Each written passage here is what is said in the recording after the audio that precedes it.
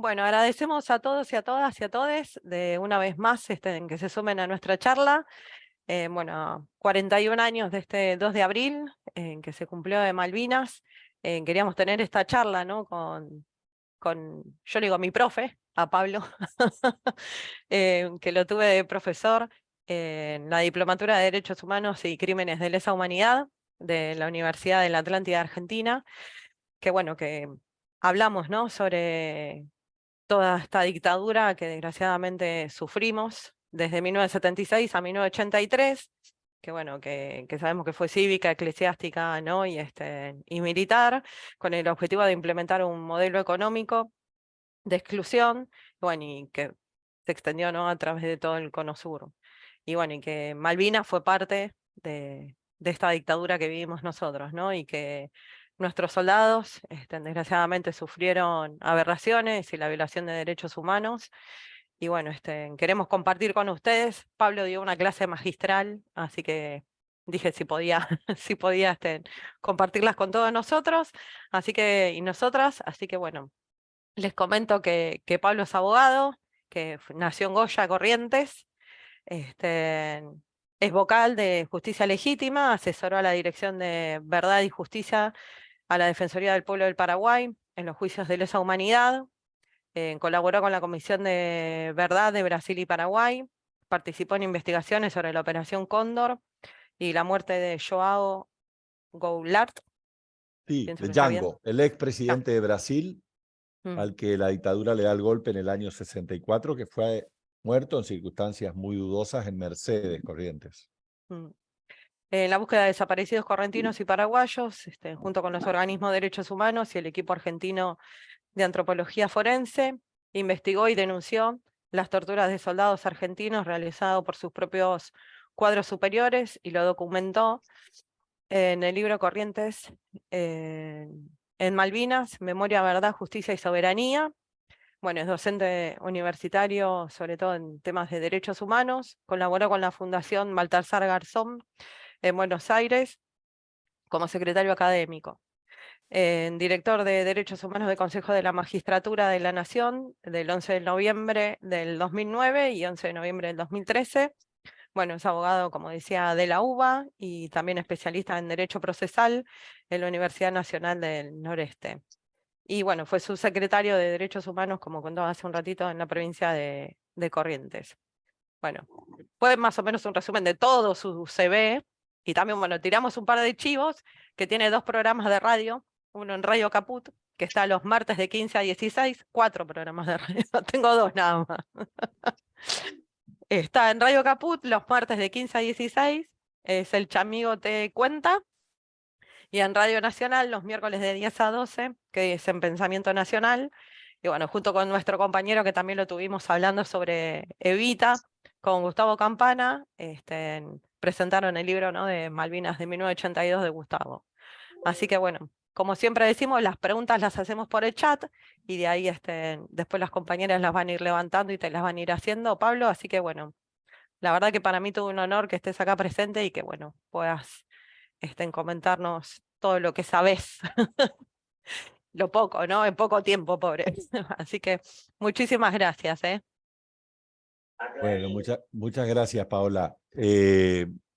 Paso el chivo, empezando, que esta diplomatura de Derechos Humanos y Juicio de Lesa Humanidad se abre a partir del 5 de mayo, una nueva edición con la Universidad Atlántida. Lo que te interese puede encontrar información en la página de la universidad.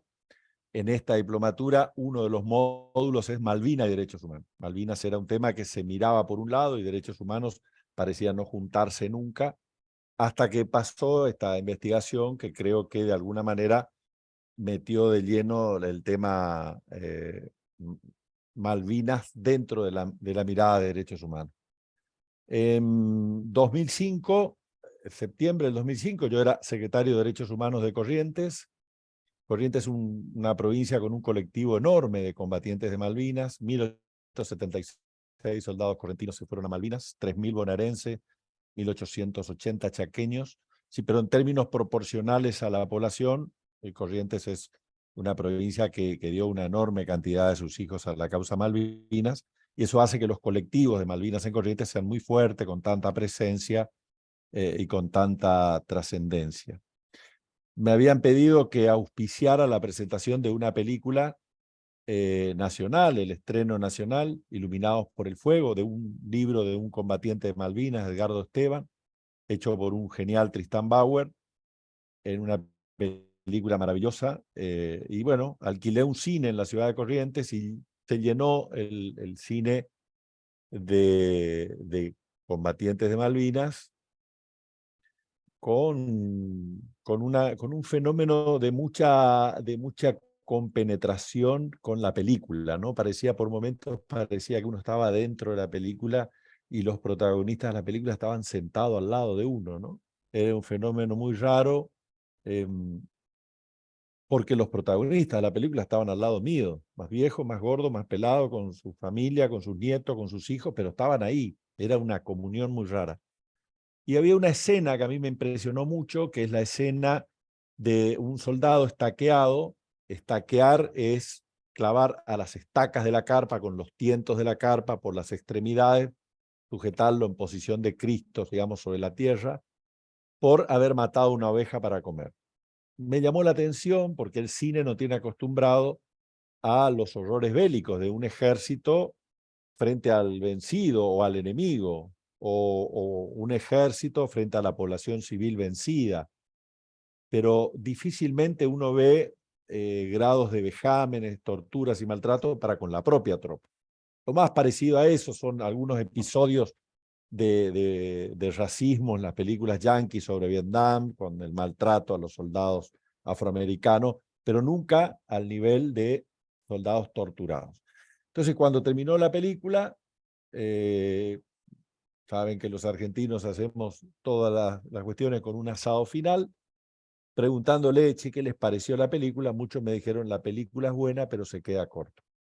Y ahí empecé a preguntar, siempre pongo como ejemplo esa canción de los 70 de Piero que decía, las cosas se cuentan solas, solo hay que saber mirar. Y empecé a preguntar durante 2 años, entrevistando al colectivo de combatientes de Malvinas. Lo hice en algunos casos yendo a la casa de ellos, en otros casos en congresos que cada 3 meses los hacen para, como una manera de actualizar su colectivo, las noticias de su colectivo. Y así es que entrevisté a decenas y decenas de combatientes. No todos estuvieron dispuestos a hablar, pero sí 23 de ellos.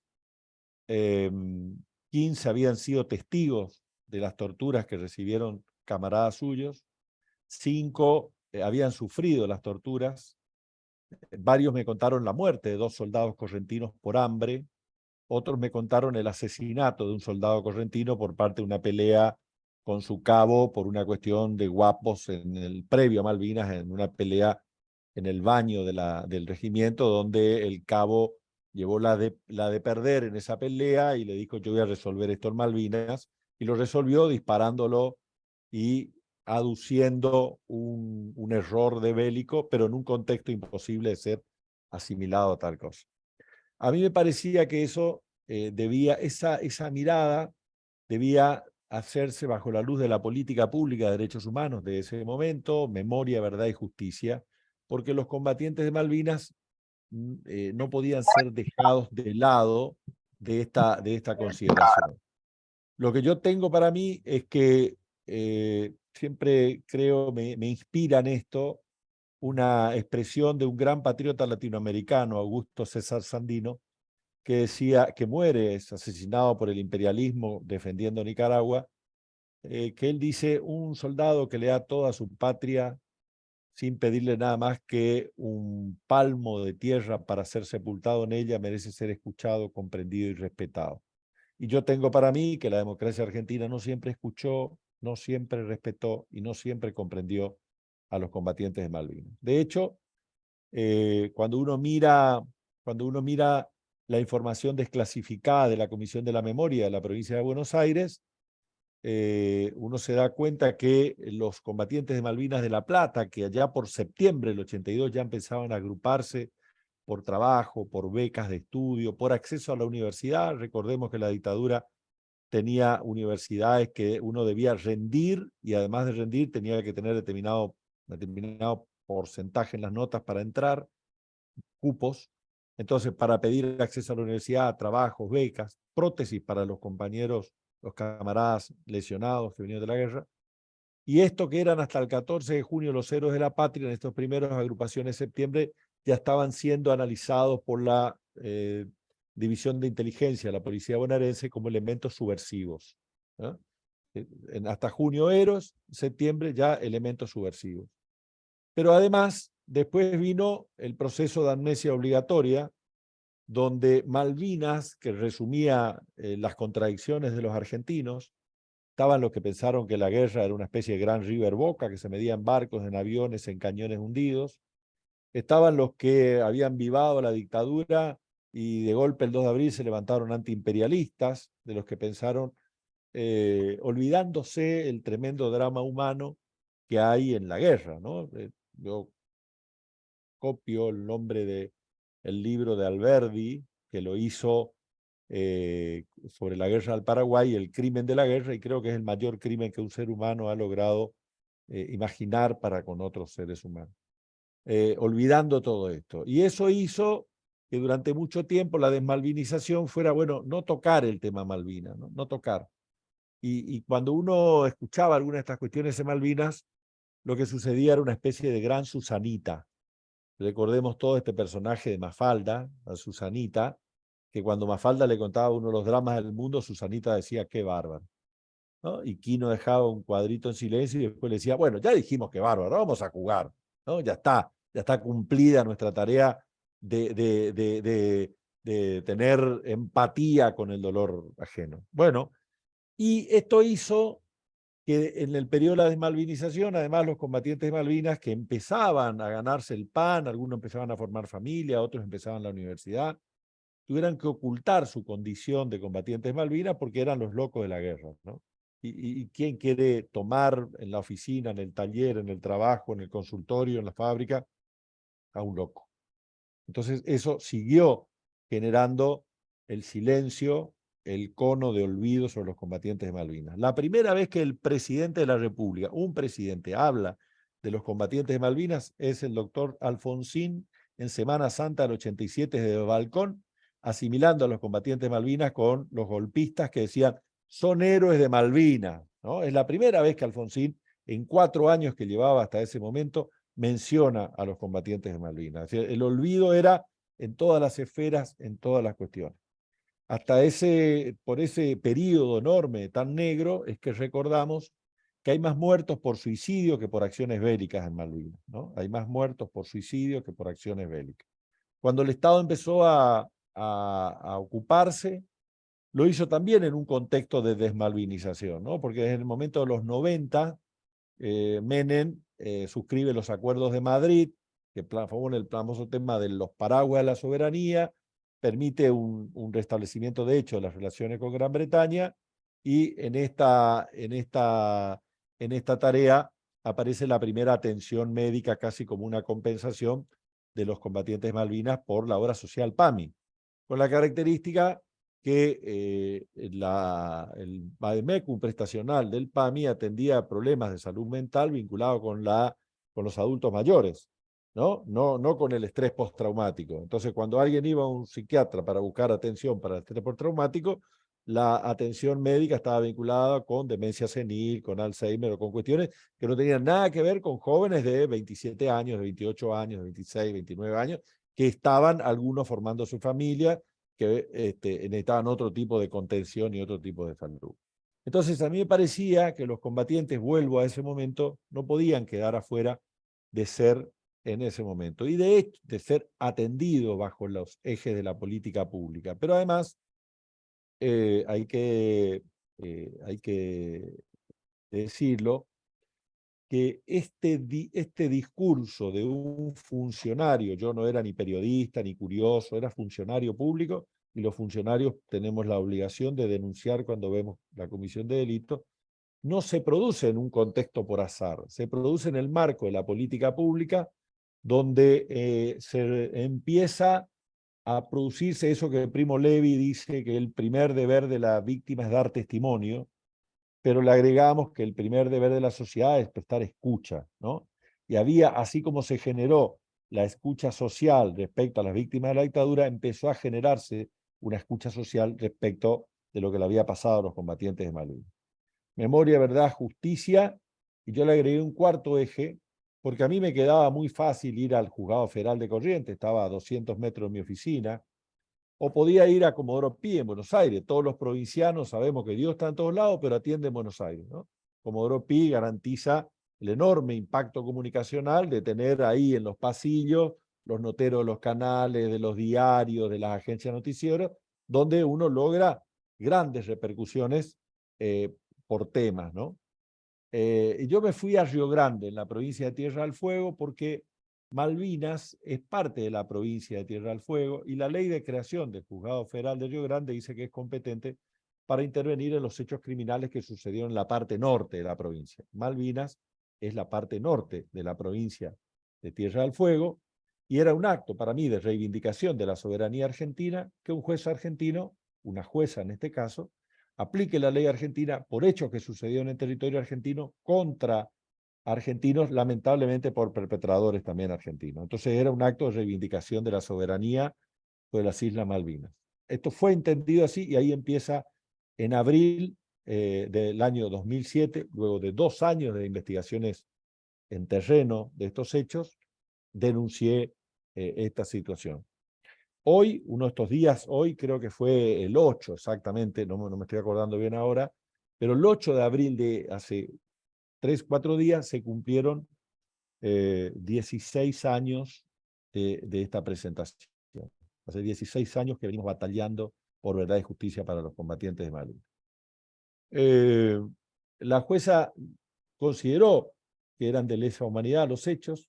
Para mí, si bien esta cuestión está discutida y hoy está en la Corte Suprema la cuestión discutiéndose esto, para mí son crímenes de lesa humanidad porque los perpetradores, a Malvinas no fue el ejército de San Martín, que era un enorme defensor de derechos humanos, ni fue el ejército de Belgrano, que era un profundo respetuoso de la dignidad humana y solamente aceptaba liberar a sus enemigos captados con solamente juraran con la imagen de la Virgen no alzar más la patria, las armas contra la patria naciente.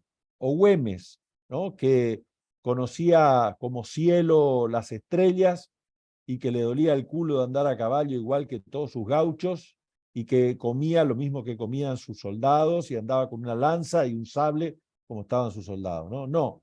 Fueron los que venían de los campos de concentración de la dictadura, de los que empezaron a formarse en la doctrina de la seguridad nacional y que venían de considerar a las Fuerzas Armadas como fuerza de ocupación de su propio pueblo.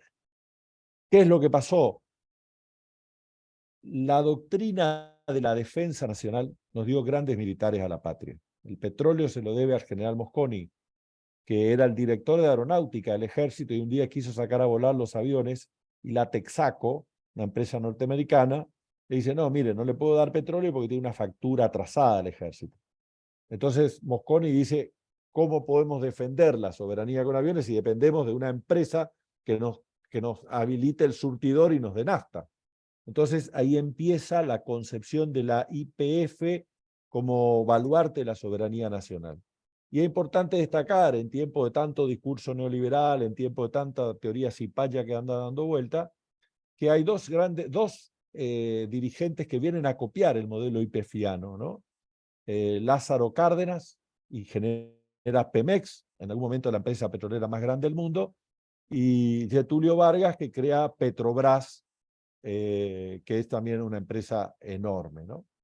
También decía entonces estos militares con la concepción de la defensa nacional, el general Sabio, dice, el acero es la madre de todas las industrias y para eso necesitamos no solo para los cañones ni para los tanques de guerra, sino para los fusiles, para la defensa, para los cascos. El acero es fundamental, además de ser un elemento vital para la industria, para la construcción, para el desarrollo caminero, para el desarrollo ferroviario.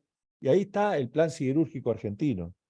Perón desarrolla un concepto sobre el pueblo en armas y dice no puede haber defensa con un pueblo sin preparación cultural, educativa, intelectual, científica, y ahí está que solamente fue superado el número de escuelas con el programa, creadas por el programa 700 escuelas de Néstor Kirchner, pero fue una revolución en términos educativos, sumado a la gratuidad universitaria, sumado a la universidad obrera, sumado a las escuelas técnicas, y le agrega a esto el Plan Carrillo, donde decía es imposible un concepto que un pueblo se defienda si están desnutridos, con parásitos, enfermos, con chagas. Entonces ahí está el Plan Carrillo, que entre otras cosas nos dice que frente al infortunio de los pueblos, al hambre, la desesperación, los virus como productores de enfermedad son unas pobres causas, ¿no? Aludiendo a una mirada sanitaria que aún hoy es trascendente y ejemplar en el mundo entero el proyecto. Entonces, esta era la idea de estos hombres que pensaban, ¿no? O puedo seguir poniendo, el brigadier San Martín con la fábrica militar de aviones, que fue el quinto país en tener aviones supersónicos, y que ese modelo de fabricación estatal de aviones, al lado de la defensa nacional, después fue copiado por Canadá, y ahí están las Bombardier, ¿no? Que es líder en un segmento de naves, o la Embraer en Brasil, que también terminamos comprándole los aviones Embraer para los vuelos de cabotaje, después de haber copiado el modelo de desarrollo argentino. Esta era la idea de la defensa nacional, pueblo y las Fuerzas Armadas garantizando la seguridad de la defensa. Pero luego vino Argelia, Indochina antes, donde los franceses, que tienen una escuela militar de centenares de siglos, perdieron frente al Ejército de Liberación de Indochina, ¿no? Perdieron frente a mucamas, a porteros, a prostitutas, a agricultores, a campesinos, de una manera de una guerra no convencional. Claro, no podían prestarle el frente como la Academia Francesa pensaba la guerra, y le ganaron un conjunto de harapientos con un fuerte convencimiento nacional. Inmediatamente después vino Argelia, donde pasa lo mismo, y ahí dice, no, hay que cambiar el concepto, hay que usar la tortura como un elemento central, hay que cuadricular el país. Esto después lo copia las Fuerzas Armadas Argentinas, con dividir el país en áreas, primer cuerpo de ejército, segundo, tercero, cuarto, quinto, en áreas, en subáreas, y el país cuadriculado, y usando la tortura para captar elementos, aparece el concepto subversivo, porque dejan la idea de la defensa nacional y empiezan a contemplar la idea de la seguridad nacional. No es el enemigo externo el enemigo, sino como esta doctrina francesa es colonizada por los Estados Unidos y difundido de las escuelas de las Américas, el enemigo o esta teoría lo meten en el eje este-oeste, y de golpe todas las Fuerzas Armadas de América Latina empezaron a ser empleados de las agencias de seguridad de los Estados Unidos con esa tesis de defensa. ¿Y quiénes pasan a ser enemigos? Ya no eran más el enemigo externo, ahora era el maestro que educaba, el periodista que daba la verdad, el cura que daba sermones, el diputado que reclamaba, el dirigente obrero que luchaba. La idea del enemigo interno. ¿Y cómo se capta el enemigo interno? Se toma un enemigo, se lo tortura, y con esa información se va a la búsqueda de otro enemigo interno, ¿no? Entonces, las Fuerzas Armadas durante el siglo XX, fundamentalmente desde la caída de Perón en el 55 en adelante, dejaron de lado la doctrina de la defensa nacional y empezaron a tener la doctrina de la seguridad nacional, ¿no? Y pasaron a ser fuerzas de ocupación de su propio pueblo, fuerzas de ocupación de su propio pueblo, cada vez con más violencia. El primer golpe, 6 de septiembre de 1930, los cadetes del Colegio Militar desfilaron hasta la Casa Rosada, desde el Palomar hacia la Casa Rosada, y al llegar a la Casa Rosada cayó Irigoyen. Hubo un solo herido. Fue un cadete que en el desfile se le escapó un tiro y se lastimó el pie. Cada intento golpista trajo un aumento de la violencia, porque la concepción del enemigo interno así lo justificaba. Vinieron los bombardeos del 16 de junio, es el primer antecedente de unas Fuerzas Armadas que bombardean su propio pueblo, 360 muertos, más de 1.200 heridos, Luego vinieron los fusilamientos del 55, el 56, el decreto 4161, prohibir a un niño llamarse Evita, Juan Domingo, Plan Coninte, hasta llegar a esta orgía de sangre, terror y tortura que fue la dictadura militar del 24 de marzo del 76. Entonces, en esta matriz se formaron los militares que fueron a Malvinas. En esta matriz se formaron las Fuerzas Armadas que fueron a Malvinas. ¿Qué pasa en el 81? Empieza a caer la dictadura y su plan económico, las presiones internacionales, empiezan a conocer el terror y asume Galtieri.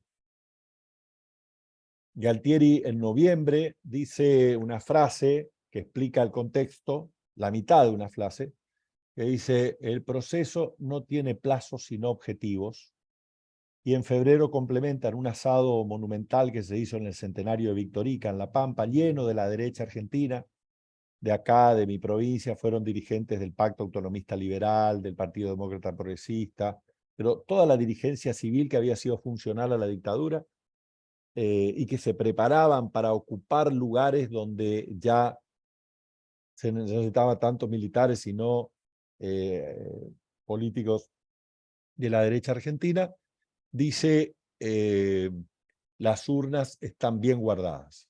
El esquema de la dictadura era un gobierno del modelo Franco, 35 años en el poder, que tenía para España el modelo, decía: los tengo las cosas atadas y bien atadas. Hubo otro modelo, era el modelo de la dictadura brasilera, que ya para ese momento tenía 18 años en el poder. La dictadura lo había depuesto a Goulart en el 64, el Perón brasilero para la cultura política brasilera, y duró 3 años más hasta 21 años, hasta el 85. Ese era el modelo de la dictadura. Entonces, Malvinas aparece en la necesidad de un golpe de efecto que terminara acallando las críticas internas que empezaban a aparecer. Empiezan movimientos gremiales en distintos momentos, con distinta intensidad. La revista Mercado, que no es una revista casualmente pro-obrera, ni de la CTA, ni de la CGT, más bien de la derecha empresarial argentina, cuenta por miles los movimientos gremiales que sucedieron. Creo que la cifra exacta es cerca de 6.000 movimientos de fuerza que hicieron los trabajadores en contextos dictatoriales, y eso explica que la gran mayoría de los detenidos desaparecidos en la Argentina sean compañeros y compañeras vinculadas con el mundo laboral, delegados, dirigentes sindicales, etc. Entonces, ¿qué sabían hacer? Bueno, cada dictadura suprimía los partidos políticos, disolvía el Parlamento y prohibía la actividad política.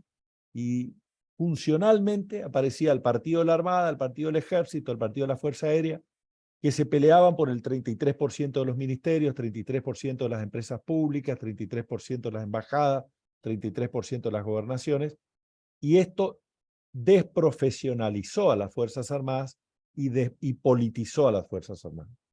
En ese proceso, doctrina de la seguridad nacional, politización y desprofesionalización, las Fuerzas Armadas que fueron a Malvinas fueron además hijos de esta concepción de formación y práctica.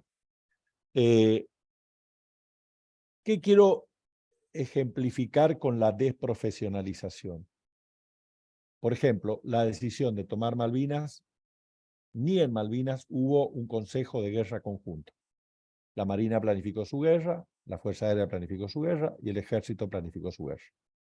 Lo único que estaba previsto era el plan inicial, era un operativo comandado por Busser, que tomaba las Malvinas, expulsaba a los soldados ingleses y dejaba un grupo de la Fuerza de Seguridad de la Policía Federal como custodio del orden de las islas, y a partir de ahí se clavaba la bandera Argentina, Naciones Unidas e inglesa, luego la de Estados Unidos y la de Perú, como garantía de paz para los que vivían en Malvinas, y se negociaba.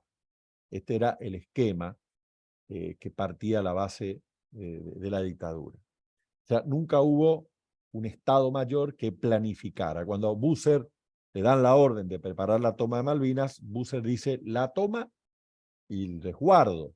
Y le dicen, no, usted va a salir enseguida y va a la Policía Federal. Este era el plano inicial. En el medio, en la necesidad de legitimar la dictadura, aparecen las tres plazas, la plaza del 2 de abril, la plaza de que venga el Principito, le presentaremos batalla, donde Galtieri ve que aquel objetivo de lograr la legitimación de la dictadura encuentra en esa plaza el logro político buscado. Cuando decimos la desprofesionalización y el partido del ejército, etc., un dato, ningún avión argentino tenía sistemas de comunicación compatible con aviones de la otra fuerza. ¿Qué quiere decir? Que en los sistemas de información, cuando volaba un avión de la Armada y al lado un avión de la Fuerza Aérea, este avión consideraba que este era un enemigo. ¿Por qué es esto? Porque en la lucha política entre las Fuerzas Armadas hubo, por ejemplo, azules y colorados, ¿no? Donde Punta Indio hubo bombardeos, donde entre el segundo y el tercer cuerpo, entre Galtieri a cargo del segundo cuerpo, Rosario, y Menéndez, el tercer cuerpo, se tiraban cadáveres, o donde un grupo quería terminar el conflicto del Bigle invadiendo Chile y el otro no. Es decir, había auténticas internas entre las fuerzas que se medía con armas, con fierros, con cuerpos, con cadáveres, como normalmente hacen las Fuerzas Armadas. Entonces, son las Fuerzas Armadas que van a Malvinas. Entonces, para mí eran crímenes de lesa humanidad porque las Fuerzas Armadas argentinas llevaron a Malvinas el método de lo que sabían hacer, el método de lo que habían sido entrenados, ¿no? Pongo siempre un ejemplo que me parece el más perfecto ejemplo de esto que digo, el ejemplo de un soldado, la tercera brigada de infantería de Curuzucuatiá, que llega en la previa, es desplazado en tren hasta Paraná, de ahí en avión a Comodoro, y ubicado en las carpas ahí en el patio del Liceo Militar General Roca, Comodoro Rivadavia, está esperando el día para cruzar a Malvinas. En ese entonces llega a la formación, llega riéndose, Juan Carlos tiene una risa, un tic nervioso, y el capitán le dice, ¿usted se ríe de mí? No, mire, estaquéenlo. Y estuvo 5 horas estaqueado.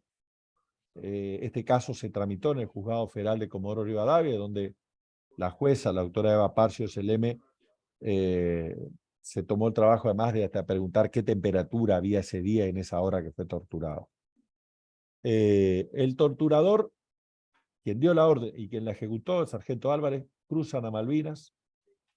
En Malvinas, el que dio la orden se autolesiona antes del 1 de mayo y es a la semana de llegar a Malvinas repatriado como un herido por su autolesión. Cobarde para empezar, cobarde porque la autolesión era un mecanismo para evitar quedarse en el frente de batalla. Todavía había puente aéreo entre el continente y Malvinas. Es evacuado. Pero antes venía de ser un oficial interrogador en el Campito, en Campo de Mayo. Ustedes saben que conocemos el horror de la ESMA, pero en la ESMA hubo entre 200 y 300 sobrevivientes. En cambio, en Campo de Mayo, un poquito más de 20. Digamos, lo que está probado es que Campo de Mayo fue literalmente un campo de exterminio, ¿no? La ESMA era un campo donde, por supuesto, hubo exterminio, pero también hubo un proyecto político que apuntaba al proyecto político de Macera, ahí que fue el eje y que necesitaba sobrevivientes como trabajo esclavo. Entonces, este oficial cobarde venía de ser oficial interrogador, muy valiente, con mujeres desnudas en camastro metálico, con una picana aplicado a vagina, pechos, encías y donde doliera más. Y luego aparece torturando a su soldado y termina en los actos de desestabilización del gobierno de Alfonsín en el año 86 como atacando el cementerio judío La Tablada, ¿no? Suelo decir que excepto la sábana del Ku Klux Klan, tenía todas las otras, lo peor de la condición humana, estaba allí. Esas son las Fuerzas Armadas que fueron a Malvinas. Fue Pernías, Binotti, Astiz, Menéndez, si estaría vivo Menéndez, estaría preso en Tucumán por sus crímenes en Operativo Independencia de Tucumán, y como un montón de oficiales y suboficiales que reunieron, que presentaban el entrenamiento de lo peor de los campos de la dictadura. La causa continuó, la causa hoy tiene, no sé, cerca de 200 testigos. La semana que viene voy a estar acompañando a un grupo de combatientes de Malvinas que se va a reclamar a Tierra del Fuego. Vamos a llevar nuevos casos, aparecen siempre, permanentemente aparecen nuevos casos. Entonces, para mí, vuelvo a esto, son crímenes de lesa humanidad porque los hijos del pueblo en el continente, en el territorio continental argentino, sufrieron lo mismo que sufrieron los hijos del pueblo en el territorio de Malvinas. El mismo entrenamiento, el mismo desprecio por la vida humana, el mismo desprecio por la dignidad humana y las mismas consecuencias en la tortura, en el hambre, ¿no? Todos los soldados correntinos que yo entrevisté perdieron entre el 30 y el 40% de su peso corporal. Tenemos el caso de soldados desnutridos. Esta causa tiene hoy ya tres grandes méritos, por lo cual si yo me muero hoy y renazco mañana, volvería a hacer lo mismo, que es que primero que logramos que se desclasificara el informe Rattenbach. Recuerden, el informe fue hecho por la propia dictadura militar, que encomendó a los generales más antiguos de las tres Fuerzas Armadas una comisión que se llama Comisión de Análisis y Evaluación de Responsabilidad del Conflicto del Atlántico Sur, CAERCAS en la sigla militar, comandado por un general muy antiguo, profesor de la Escuela de Guerra, muy respetado, un teórico de la guerra, Benjamín Rattenbach, y él dice: Malvinas fue una aventura militar y política, y pide por cobardía y por ineptitud pena de muerte para la junta militar que dispuso la guerra y para una enorme cantidad de oficiales que estuvieron al frente y no estuvieron a la altura de las circunstancias. El más conocido de ellos, Alfredo Astiz, que se rindió sin tirar un solo tiro.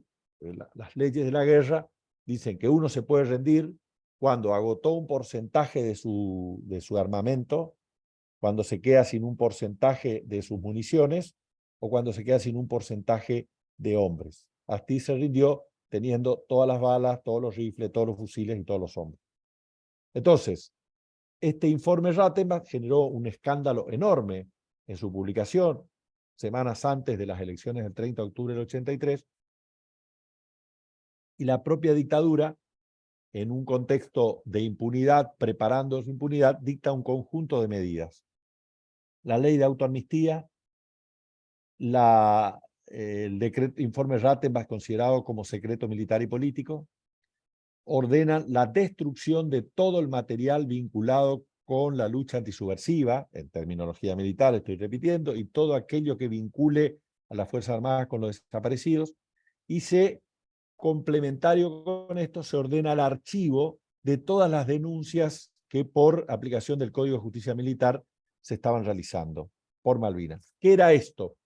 Por normativa militar, cada vez que alguien participa en una acción, tiene que hacer un informe, ¿no? Donde dice: pasó tal cosa, fueron heridos fulano y mengano, tiramos tantos tiros, contar qué armas se usaron, un informe de situación. Todos fueron, los soldados, oficiales y suboficiales, fueron a su regreso al continente, pasaba un oficial de inteligencia militar que les hacía llenar el cuestionario. Muchos soldados, incluso en presencia de oficiales de inteligencia, dijeron: fui torturado o fue torturado fulano, o pasó esto otro. Incluso más, muchos oficiales y suboficiales dieron cuenta, no decían la palabra tortura, decían maltrato a la tropa, denunciando a camaradas suyos, pero cuando uno rasca a ver qué es el maltrato a la tropa, se da cuenta que que son las torturas sometidas a soldados. Entonces, allí mismo empezó la desmalvinización, y los oficiales le decían: de esto tenés que callarte, no podés hablar, no podés decir nada, te vamos a formar consejo de guerra, estamos en guerra. puede ser considerado traidor a la patria, puede ser pasar por consejo de guerra, etcétera, etcétera. Y recordemos que los jóvenes de 18 y de 19 años, formados en su adolescencia en dictadura, el concepto de la autoridad es muy distinto al concepto que hoy un joven, con 2 y casi 3 generaciones criadas en libertad y democracia, tienen de la autoridad, ¿no? El contexto de la dictadura era uno, nosotros somos hijos de ese contexto, y los jóvenes de hoy son hijos de otro contexto. Entonces, eso más la desmalvinización hizo que todo el mundo se callara. ¿Y cuáles fueron estos logros? Fruto de nuestra lucha en Río Grande, logramos que se desclasifique el informe Rattenbach, un decreto de la presidenta Cristina Fernández de Kirchner en el 2012. Y después, en esta causa, estando en la corte en un fallo vergonzoso de 3 renglones archiva el expediente. La presidenta en el discurso parlamentario el 1 de marzo del 2015 se solidariza con los soldados y dice, al final del discurso dice, y si van a la Comisión de Derechos Humanos lo voy a acompañar. Y como apoyo concreto, el 2 de abril del año 2015, en un acto que se hizo en Ushuaia, tuve la oportunidad de estar en Ushuaia, invitada por la presidenta en ese acto, desclasifica toda la información vinculada con Malvinas. Y esto el ministro Rossi de Defensa, el 9 de septiembre del 2015, no entrega esta documentación desclasificada. ¿Qué surge de esa documentación? Que hay aproximadamente 197 soldados desnutridos, imposibilitados de combatir por el hambre extremo. Cuando digo imposibilitados de combatir, digo no pueden estar en pie o no pueden aguantar el fusil, ¿no? Por la desnutrición extrema. Y lo increíble de esto es que no hay la medicina militar, con lo cual los médicos militares recorrieron el mundo hablando de medicina en Malvinas, por el frío, por la humedad, por el frío, viento antártico, por la lluvia, por la exposición. No hay ningún oficial ni ningún suboficial desnutrido. Entonces, no es consecuencia la desnutrición, producto de una unidad que quedó aislada, que no le llegan pertrechos y todos sufrieron el hambre, sino es consecuencia de una decisión de distribuir los alimentos de una determinada manera, ¿no? Por si no, existiría también oficiales desnutridos y también suboficiales desnutridos. Entonces, para mí, la decisión de alimentar a la tropa en un determinado contexto es parte de lo mismo, esta decisión de hacer lo mismo que hacían en el continente, donde el hambre de los argentinos, recordemos que la dictadura se llamaba Proceso de Reorganización Nacional. Vinieron a reorganizar la matriz económica del pueblo argentino, que el 24 de marzo del 76 tenía una deuda externa de 6.000 millones de dólares y que los trabajadores, no había desempleo prácticamente, era un desempleo simbólico, menos del 1%, y los trabajadores participaban en el 50% de la renta nacional con sus ingresos, que eran los más altos de toda América Latina. Proceso de reorganización nacional, venían a reorganizar sin importar el hambre del pueblo, como lo importó en Malvinas. Entonces, decía, logramos que se desclasifique Rattenbach, logramos que se desclasifiquen todos los secretos, y con eso empezamos a conocer una enorme caja de Pandora donde aparecen soldados abusados sexualmente. El 1 de abril del año pasado, la Procuraduría de Crímenes de Lesa Humanidad imputó a oficiales y suboficiales del Regimiento 3 de la Tablada por vejámenes sexuales a sus soldados. Empezó el caso de la tortura, que hasta este momento la tortura tenía 2 objetivos, aparece un tercero que es el odio racial. Y quiero explicar esto. En ningún ordenamiento jurídico del mundo está autorizada la tortura. Es más, en las normas de la guerra, las convenciones de Ginebra, uno puede abatir al soldado enemigo, porque está en juego su patria, sus camaradas, su propia vida. Pero si usted reduce a un soldado enemigo, tiene que cuidarlo, atenderlo, respetar su dignidad, darle de comer, brindarle protección médica, y rige la prohibición de torturar. Es decir, que las convenciones de la guerra prohíben la tortura al soldado enemigo. Entonces, imagínense que a nadie podía pensar que había militares argentinos que se le ocurría torturar a su propia tropa, ¿no? Entonces la tortura está prohibida. Y este ejemplo que yo puse antes, Juan Carlos, sobre el soldado torturado en el Liceo Militar General Roca, da cuenta de que en esa unidad había calabozos. El argumento militar es que el estaqueo es un calabozo de campañas en el medio del campo. No está contemplado en el Código Militar, sí está contemplado la pena de calabozo. O sea que si necesitaba alguna sanción, había calabozos para hacerlo y no esta bestialidad de la tortura.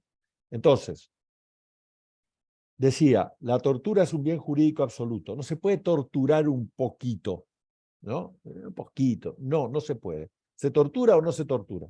Es absoluto. Todos los sistemas jurídicos del mundo, después aparecieron las teorías israelíes y las teorías yanquis sobre la influencia psicológica y aparecieron esos lugares de no derecho como Guantánamo y otros lugares, pero es otra harina de otro costal, pero ningún país admite la tortura. Entonces, la existencia de la tortura solo se justifica en un contexto de desprofesionalización y de falta de preparación para conducir grupos humanos en contextos bélicos. Entonces, la tortura fue un instrumento de conducción, ¿no? Es decir, no me gusta lo que haces, te torturo, no me gusta, doy órdenes y la hago cumplir con la tortura, como una sanción. Todas las torturas, excepto el caso de Juan Carlos de Comodoro, que fue por una cuestión disciplinaria, todas lo fueron cuestiones famélicas. Yo me resisto a decir robo cuando un soldado mal vestido, los soldados correntinos con ropa de verano, cuando salieron de acá, en abril, en Corrientes, miren, estamos todos de remera acá en Corrientes porque hoy está haciendo 28, 30 grados, y se fueron a Malvinas al poquito tiempo con temperaturas apenas superiores a cero, bajo cero, expuestos 60 días sin bañarse, con la misma ropa, en pozos de zorro, con posiciones defensivas estáticas similares a la de la Primera Guerra Mundial, donde se cavaba una trinchera y ahí se estaba casi como un anticipo de la muerte, se estaba por semanas, meses y años. Un soldado en esas condiciones necesita 5.000 calorías y no recibe entre 800 y 1.200 calorías. Parte de esta cuestión era la improvisación.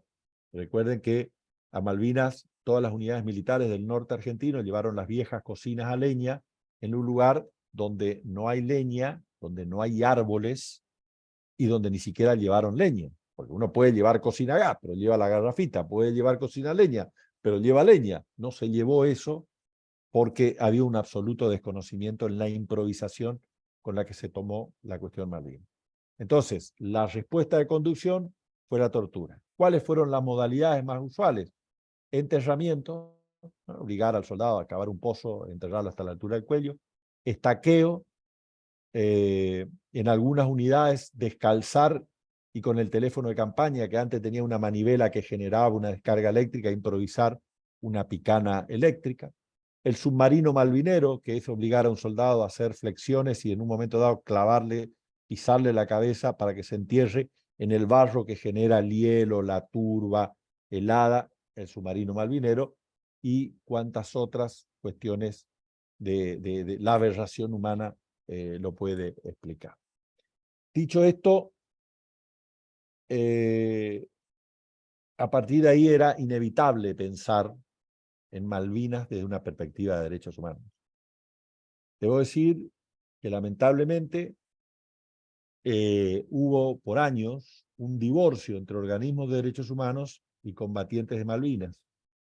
Probablemente, yo entiendo la situación, se iba un soldado civil convocado por la ley de servicio militar obligatorio a contar sus padecimientos a los organismos de derechos humanos, y lo que muchas madres de desaparecidos buscando a sus hijos secuestrados por un militar veían era un represor. Eso fue un error que separó a este reclamo por años, hasta que cuando empezamos a investigar, la extraordinaria Estela de Carlotos entendió, en alguna visita que nos hizo a Corrientes, entendió, nos acompañó, y ahora nos acompañan todos los organismos de derechos humanos. Esta mirada de derechos humanos luego permitió otra mirada, que son 3 ejes de la política pública de derechos humanos en la Argentina. El derecho al duelo, ¿no? El derecho más antiguo que la humanidad concibe. No hay los 3 libros sagrados de la humanidad, el Corán, la Torá, la Biblia, hablan del derecho de cada persona de despedir a sus seres queridos según su cultura, según sus pautas, según sus valores, según sus ritos funerarios. Porque en el duelo continúa la vida, en el duelo uno proyecta la vida.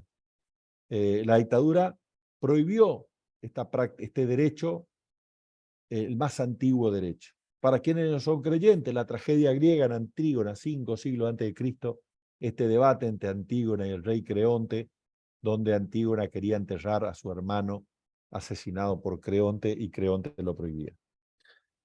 El derecho a la verdad, contemplado a partir del caso Lapacó, luego una respuesta de los organismos frente a las declaraciones brutales de Cilingo, de que había arrojado gente al mar, el caso Rodríguez, Bueno Alves y otros de la Corte Interamericana de Derechos Humanos que establecen el derecho a la verdad, y el derecho a la identidad.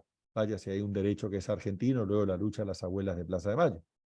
En las convenciones, cuando se estudia la Convención de los Derechos del Niño en cualquier otra universidad del mundo, se dice la cláusula argentina por el artículo 8 y 9 de la Convención, porque habla del derecho de todo niño a la identidad.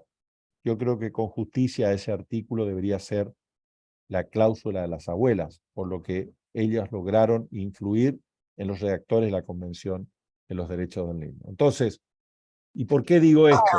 Porque en el cementerio de Darwin en Malvinas había 123 tumbas que decían NN, soldado argentino solo conocido por Dios. Y nosotros sabíamos que ahí había soldados conocidos por alguien más que por Dios. Fueron como Juan, como Pedro, como Chaqueño, como bonaerense, chamamecero, tanguero, rockero, hinchas de River, de Independiente, de Boca. Y eso es la historia de una persona, la identidad de una persona, ¿no? Y así es que el Centro de Combatientes de La Plata, con la mano de quien fue un abogado de esta causa, el doctor Alejo Ramos Padilla, hoy brillante juez federal de La Plata, promovieron un amparo para que en el marco del derecho internacional humanitario, Argentina pudiera obtener un convenio con Gran Bretaña para identificar a los NN en el cementerio de Darwin.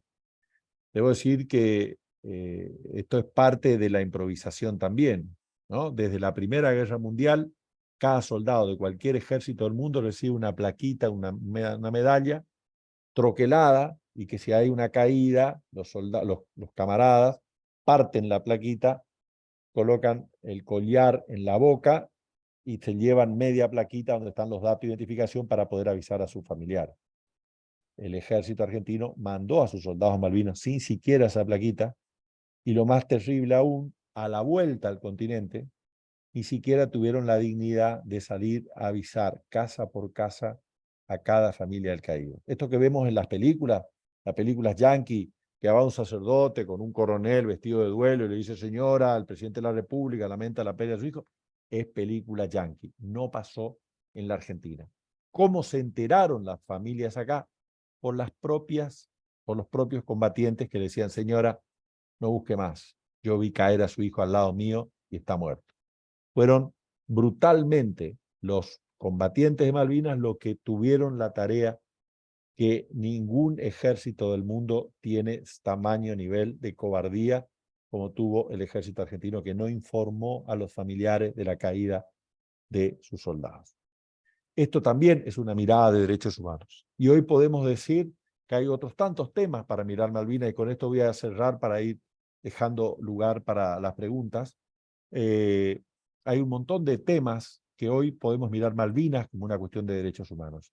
Malvinas es hoy el territorio más militarizado del mundo, es el único en que hay más población militar que civil. Malvinas es una amenaza de riesgo nuclear.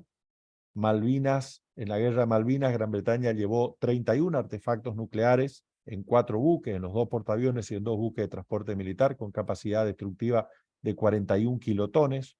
Obviamente no entiendo mucho qué significa kilotones, pero sí me asusto cuando sé que Hiroshima fue destruida por una bomba atómica de 1,5 kilotones. Bueno, Gran Bretaña llevó 41 kilotones a Malvinas, donde aquella canción de Charly García, No bombardeen Buenos Aires, cobra una dimensión distinta frente a la existencia de artefactos nucleares. Hoy Malvinas representa Gran Bretaña renovó su sistema misilístico hace dos o 3 años y tiene capacidad para atacar cualquier punto de la América continental de la línea del Ecuador para abajo, o sea que excede el argumento de armamos porque los piratas y ladrones argentinos no vienen a robar a nosotros. No es cierto, es un punto estratégico de la OTAN que controla el Pacífico y el Atlántico y lo controla con submarinos nucleares y con armamento nuclear, violando la prohibición del Tratado de Tlatelolco en 1947 de no introducción de armas nucleares en América Latina. Hay allí epicentro de una depredación de nuestros recursos pesqueros de una magnitud incalculable. Gran Bretaña sustrajo de la cuenca Malvinas, que no es solamente los miles de kilómetros cuadrados que vemos en los dos mapas, sino que hay que multiplicar esa superficie, casi 17.000 kilómetros cuadrados, por 23, que es la superficie que Gran Bretaña ha aislado y ahí concede licencias de pesca para sostener la explotación colonial y la presencia colonial en las Islas Malvinas. Es, en términos reales, el mayor conflicto colonial existente de los 17 en el mundo, es el 19 en el mundo, 14 de los cuales tiene sentado al otro lado de Gran Bretaña, es el mayor territorio en disputa entre dos naciones.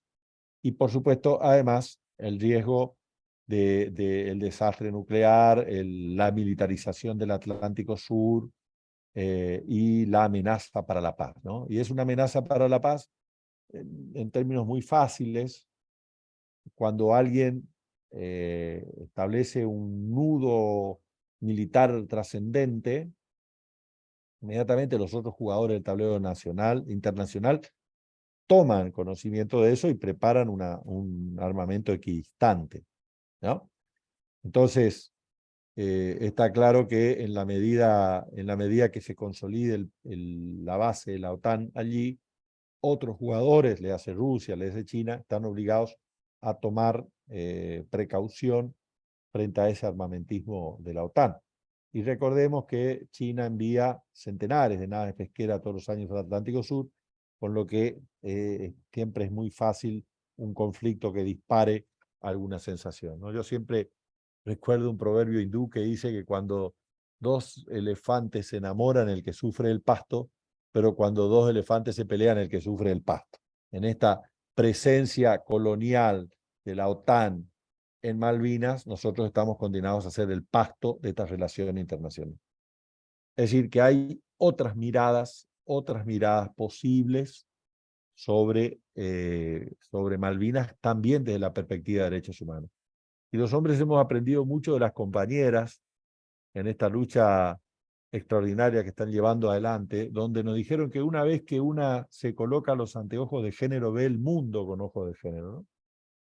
Y bueno, creo que cuando uno se coloca los anteojos de derechos humanos, ve también el mundo con perspectiva de derechos humanos.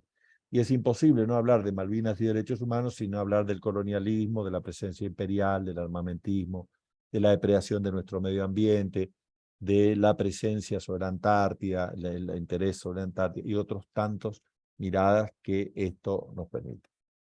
Paola, si te parece, dejo acá y si hay alguna pregunta, la contestamos. Sí, Pablo, vamos a hacer lo siguiente. Cuando nosotros hacemos el formulario de inscripción, ponemos una pregunta, que es si quieren dejarte alguna pregunta ya desde el vamos, digamos, antes de la charla.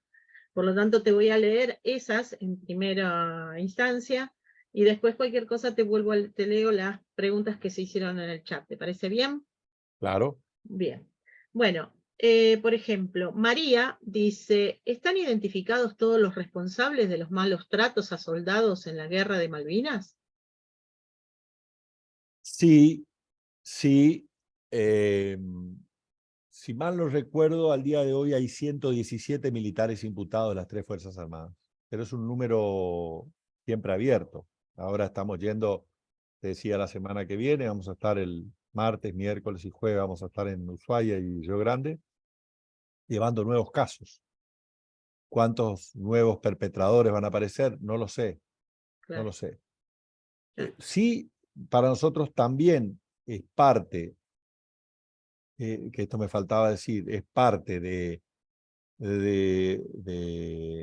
lo mismo que pasó en el continente, porque estos casos de tortura no fue producto de un, como podemos ver en alguna película, de un cabo en la guerra de Vietnam que se enloqueció y mató a una población vietnamita, porque todas las unidades militares de Malvinas tuvieron casos de torturas.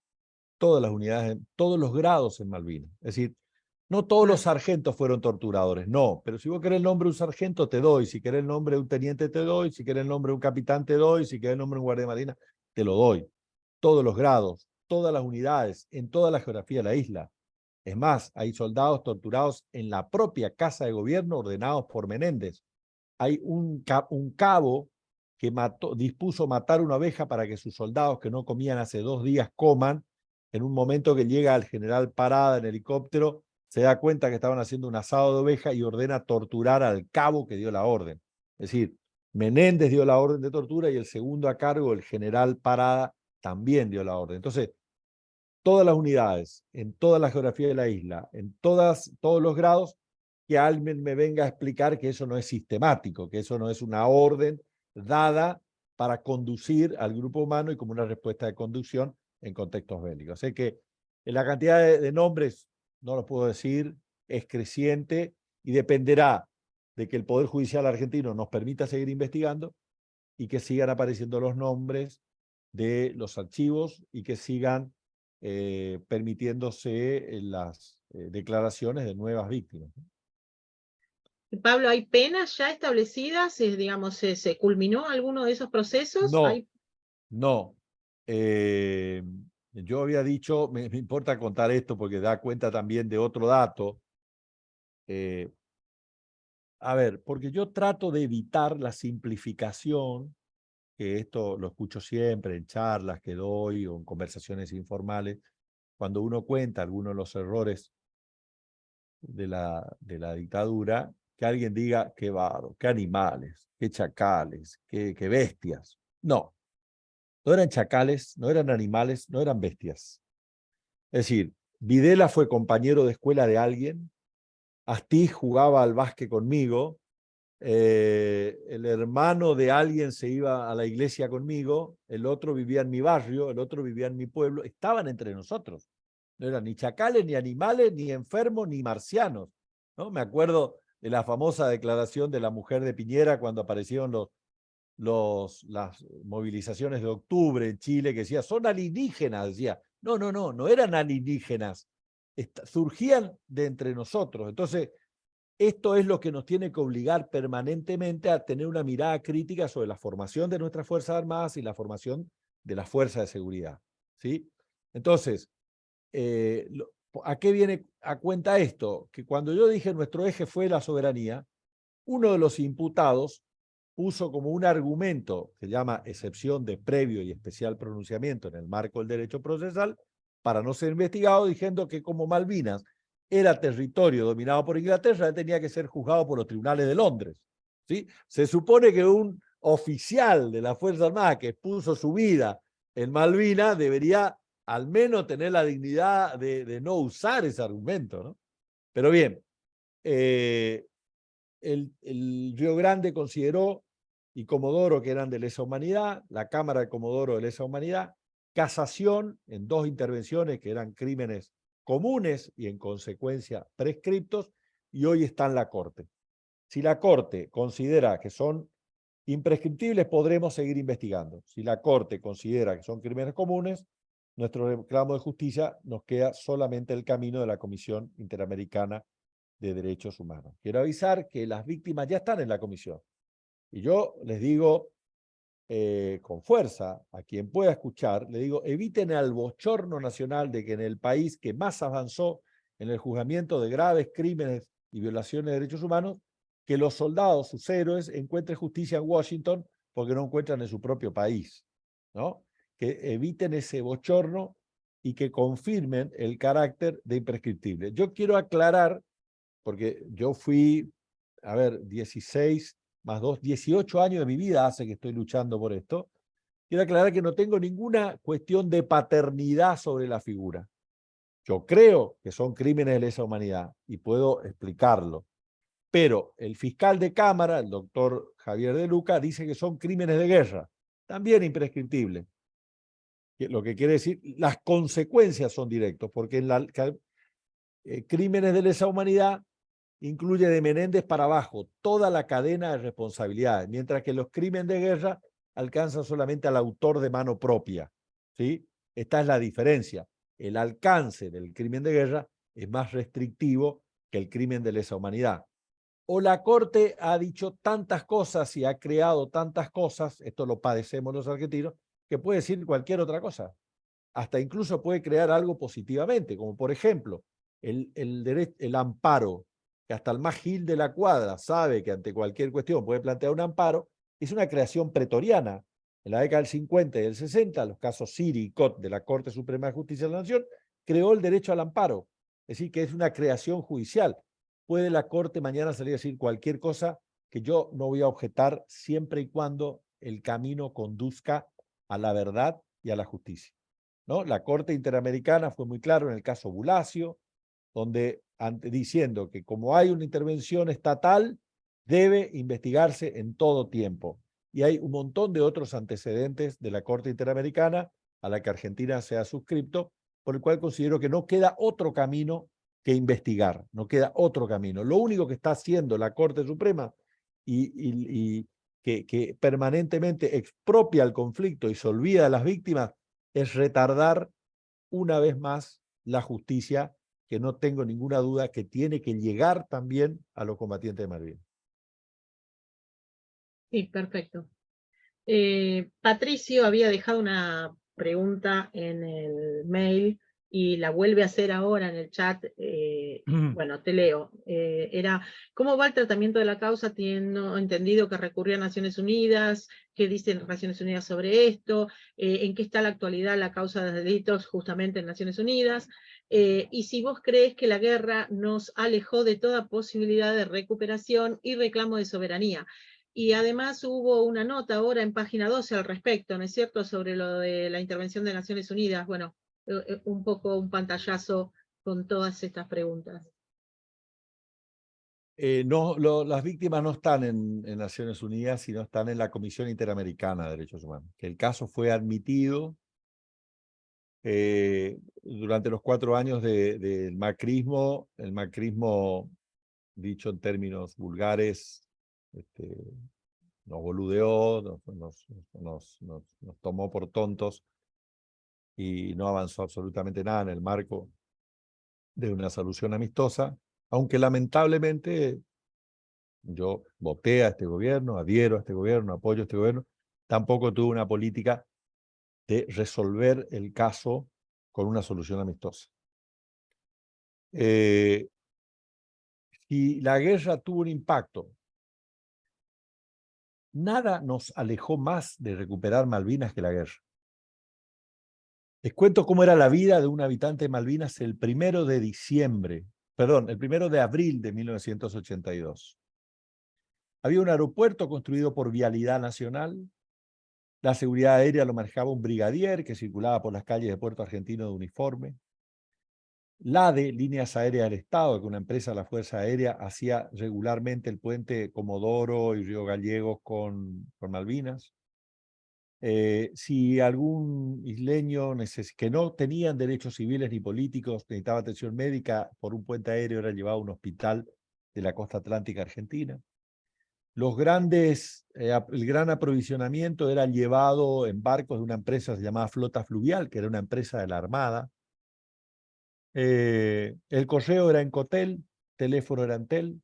La escuela era bilingüe, de propiedad del Ministerio de Educación de la Nación, que se flameaba todos los días la bandera argentina y que los docentes enseñaban en inglés y en castellano.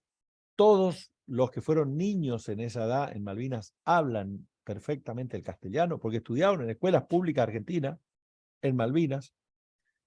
Uno mira al fondo de la bahía así y ve los tanques de gas y de combustible de YPF y gas del Estado. Entonces, también en ese momento los habitantes que carecían de derechos civiles y políticos eran de una economía agropastoril, entregaban toda su producción lanar y de cárnica a la Falkland Island Company, la FIC, que les proveía todo lo necesario para vivir, el sueño del pibe, ¿no? Comprar todo y vender todo, manejaba monopólicamente el comercio. ¿Y qué había pasado? En el 64, un enorme avance de la diplomacia argentina logra la resolución 2065, que considera en el momento cumbre del proceso de descolonización mundial después de la Segunda Guerra Mundial, se logra la resolución que obliga a Argentina y a Gran Bretaña a negociar. Increíblemente, digo increíblemente porque, como dice un estudioso de las relaciones exteriores argentinas, lo único constante de la política exterior argentina es su inconstancia. Pero digo, este es un caso excepcional, porque la dictadura de la Revolución Argentina, Onganía Levington Lanusse, da un paso más y establece lo que llaman las cartas de comunicación, que es por el cual se permite el aeropuerto, la escuela, etc. Y Perón da la orden de negociar y llega a la diplomacia argentina a niveles de borradores sobre la cuestión Malvinas, ¿no? Los más optimistas decían que en 20 años, en un proceso de solución negociada y de soberanía compartida, se iba a llegar a la restitución de las Islas Malvinas. Muere Perón, esto se aborta, y llega incluso la dictadura retoma estas negociaciones, y en el mismo 1982, en enero y en marzo, hubo 2 rondas de negociación entre Argentina y Gran Bretaña en Nueva York bajo el auspicio de Naciones Unidas. Es decir, 15 días antes del 2 de abril se estaba negociando pacíficamente. Entonces, surge claramente la mirada por el cual Malvinas no pasa, deja de ser una causa nacional para ser una causa de un gobierno dictatorial que usa la causa Malvinas para sostenerse, para perpetuarse, para garantizar el modelo franquista de dictadura. Entonces, nada nos alejó más de la recuperación de Malvinas que la guerra de Malvinas. Entonces, lo que está claro es que esto no se logra sin una política exterior inteligente, de largo plazo, agresiva, como lo concedieron otros países en el proceso de descolonización. China logró la evolución en un proceso de 50 años de Hong Kong. Claro, a veces me dice, bueno, pero China, viste que China son los chinos, son grandes, son... Bueno, sí, pero Panamá logró la restitución del Canal de Panamá de los Estados Unidos con el Tratado Torrijos-Carter. Y esto es importante porque así como la pesca permitió que Gran Bretaña se llevara del Mar del Sur entre 1982 y el año pasado el equivalente a 170.000 millones de dólares, 170.000 millones de dólares, el imperialismo se puede hacer, pasó esto mismo en el Canal de Panamá.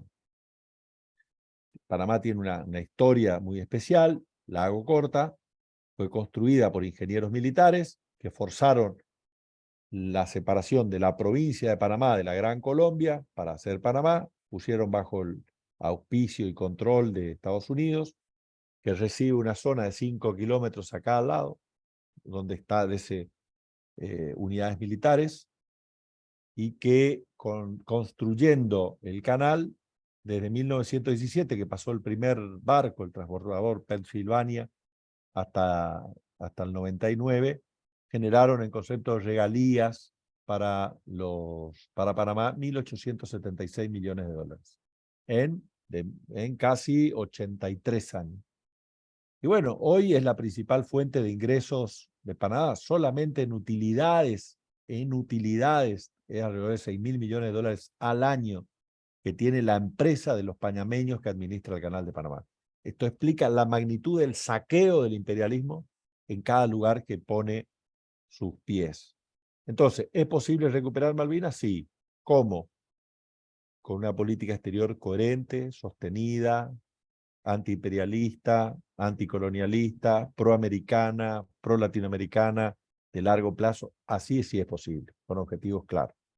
La guerra solamente, o una mirada bélica sobre el conflicto, solamente no va a conducir a darle argumentos a Gran Bretaña para incrementar su armamentismo y transformar América Latina en una zona con amenaza bélica, como lo está haciendo al consolidar la base de Malvinas, y no vas a alejar una vez más de la recuperación de Malvinas. Bueno, qué terrible lo que decís. Es muy duro de digerir, muy duro.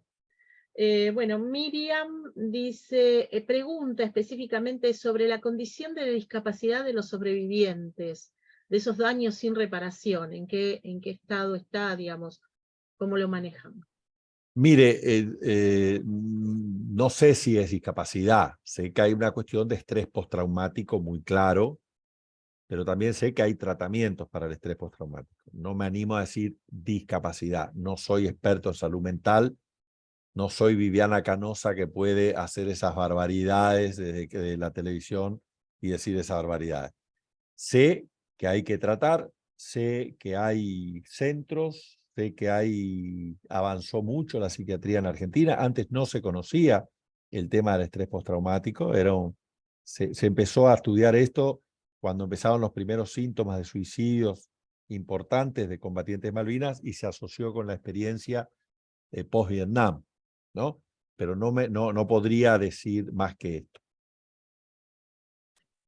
Bueno, Paola pregunta, bueno, en realidad no es una pregunta, es una sugerencia, dice, si podrías contar sobre tu viaje reciente a la Antártida. Escuché una entrevista que hablaba sobre nuestra soberanía y cómo el colonialismo sigue vigente.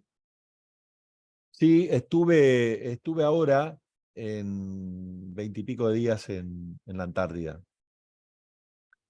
Yo participo en varios programas de radio y hice 12 programas en directo de la Antártida, contando cosas de la Antártida, partiendo de la base de que nadie ama lo que no conoce, ¿no? Y yo no conozco Zapala, ni Anillaco, ni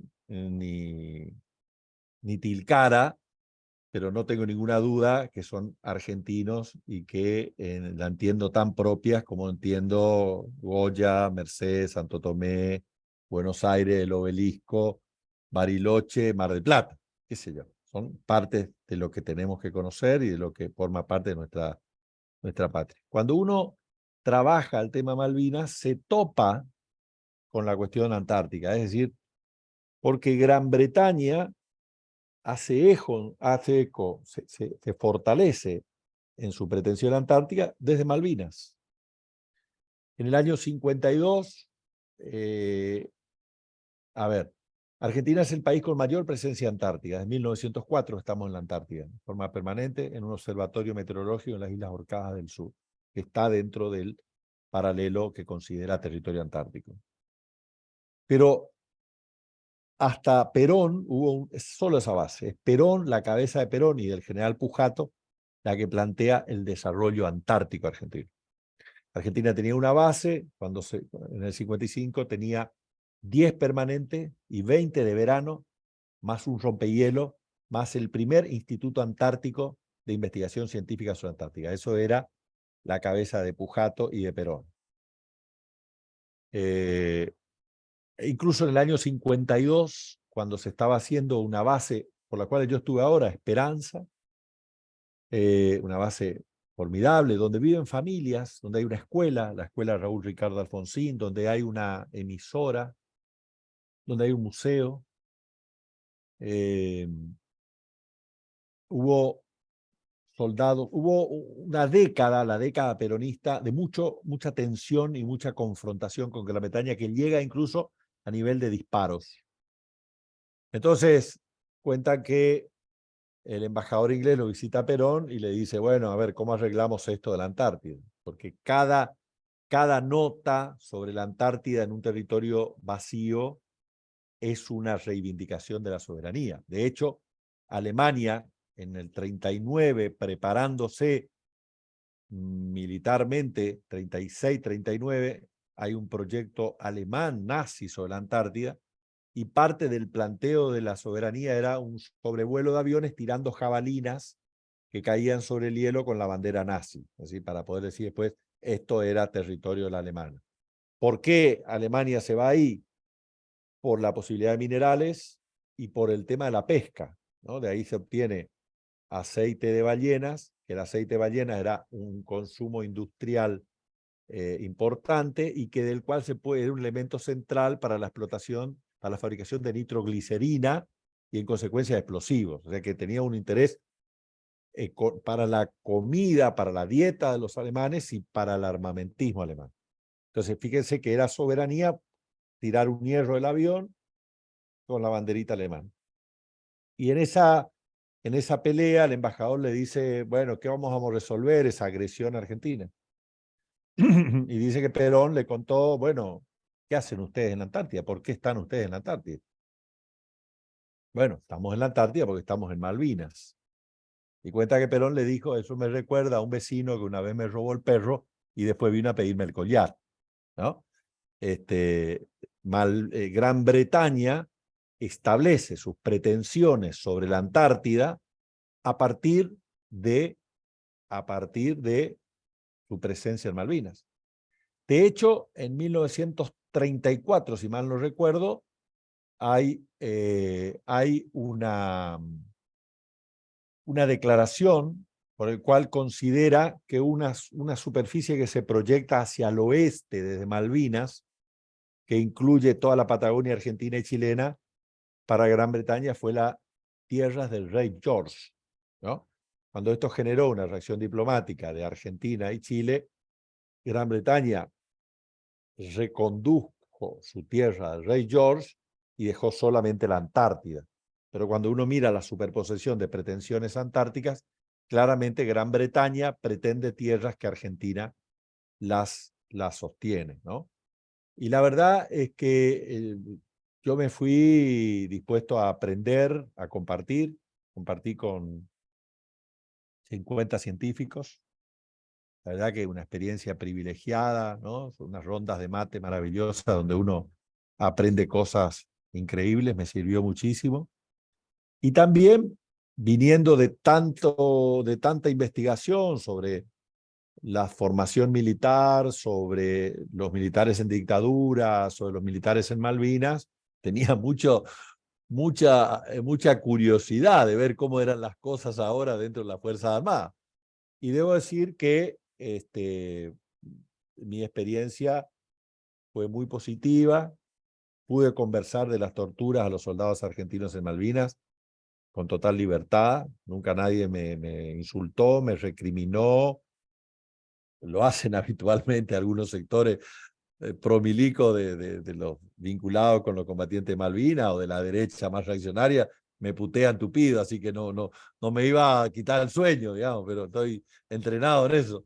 Pero sí era importante ver cómo ven las nuevas generaciones de militares esta experiencia de nuestro pasado reciente y cuál es la formación actual. Y la verdad es que para mí fue muy positivo, aprendí mucho, conocí mucho.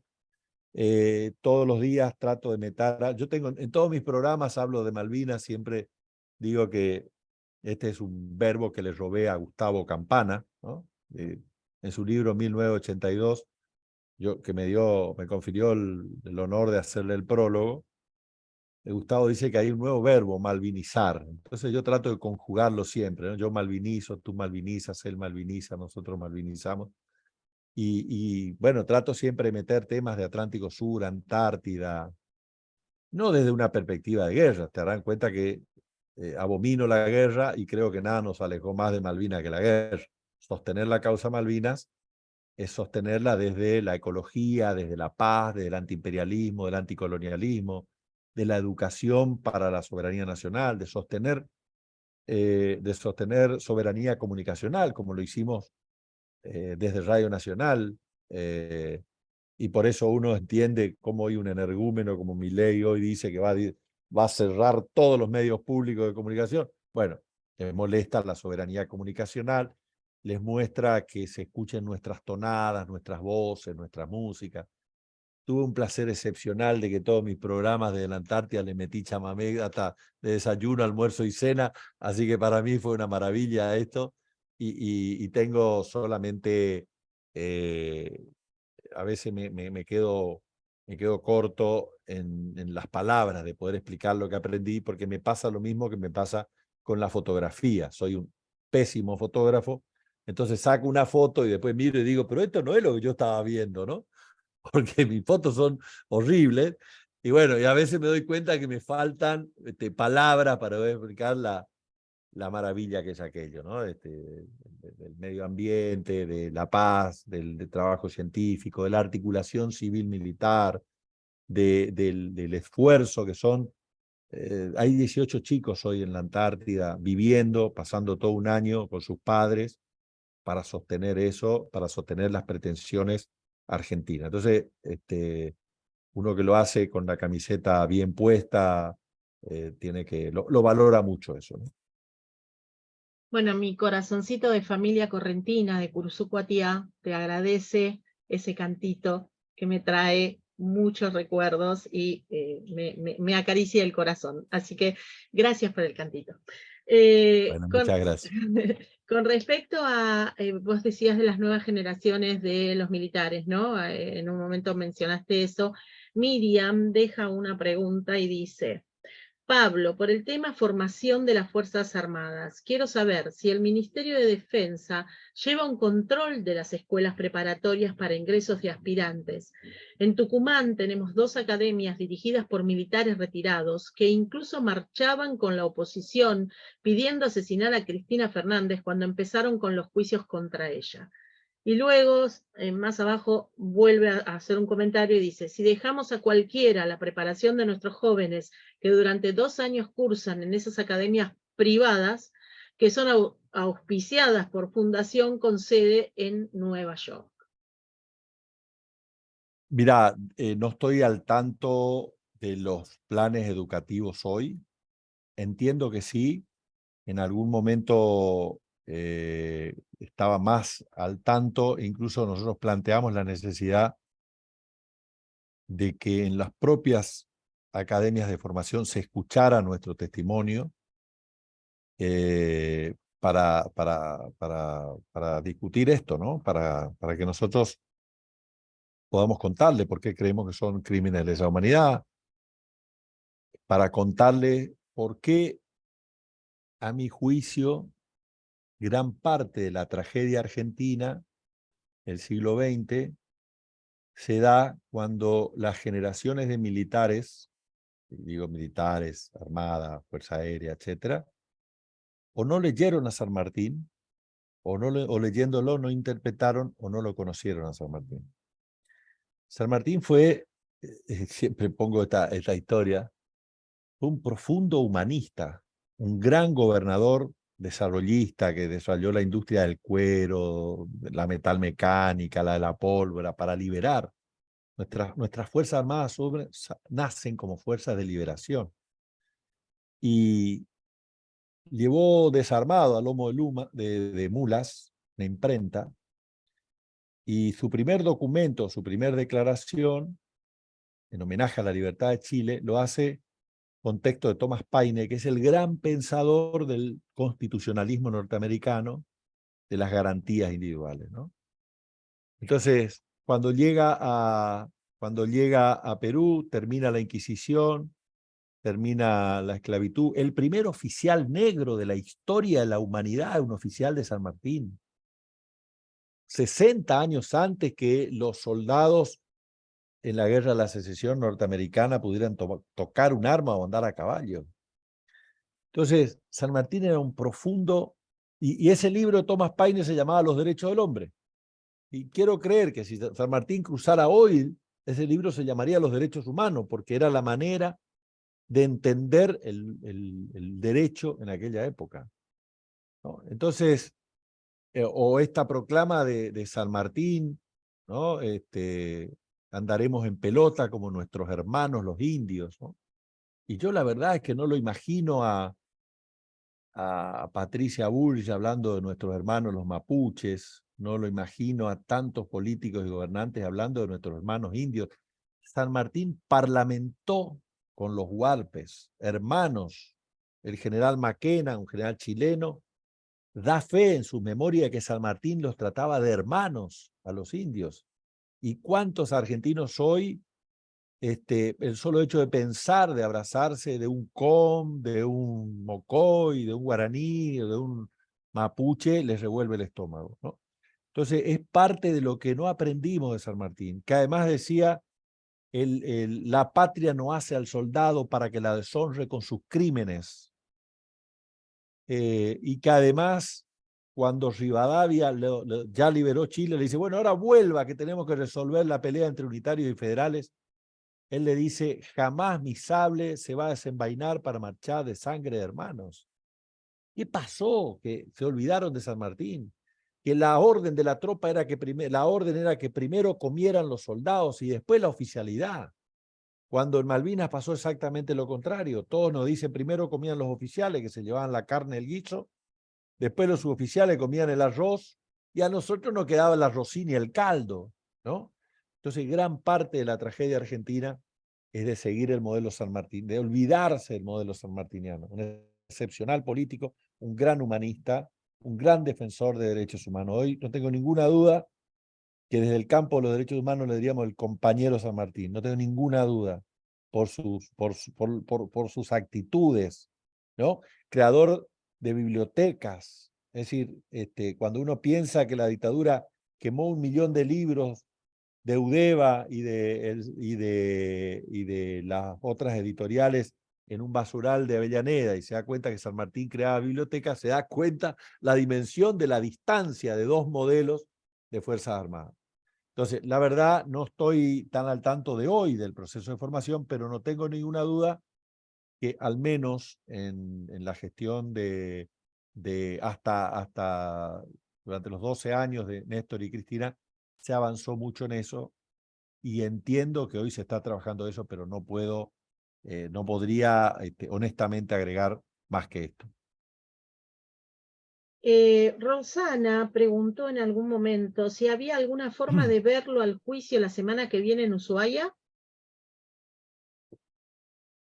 En realidad no vamos a ningún juicio, no vamos con bombos y platillos a pedir justicia.